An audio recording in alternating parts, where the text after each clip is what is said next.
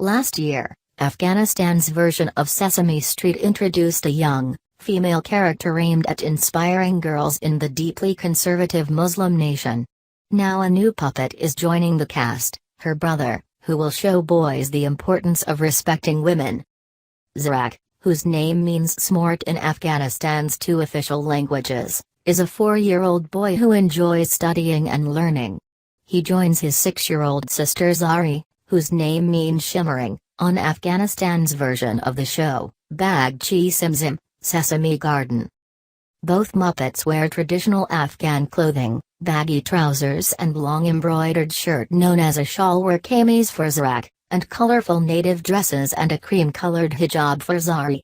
They join the rest of the show's multicultural lineup, which includes puppets specially created for local versions of the program in Bangladesh, Egypt, and India. Masood Sanjar, the head of Tolo TV, which broadcasts the program in Afghanistan, said that after the overwhelmingly positive response to Zari from both parents and children, the goal was to create a boy character to emphasize the importance of gender equality and education in a country where the vast majority of girls don't go to school and the literacy rate for women is among the lowest in the world. In a male-dominant country like Afghanistan, I think you have to do some lessons for the males to respect the females. So by bringing a male character to the show who respects a female character, you teach the Afghan men that you have to respect your sister the same way as you do your brother, Sanjar said. In keeping with that goal, Zarak proclaimed in a recent episode of the program, "I love Zari so much, and as much as I love Zari, I love her friends too." It's an important message broadcast on a medium with a nationwide reach. While television in Afghanistan is largely restricted to urban areas, Sesame Garden is also broadcast on radio in both official languages, Pashtun and Dari, expanding its audience to most of the country.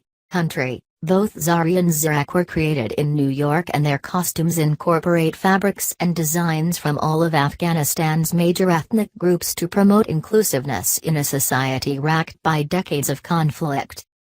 Afghanistan has been at war for almost 40 years, since the 1979 Soviet invasion and the subsequent Mujahideen War that lasted a decade.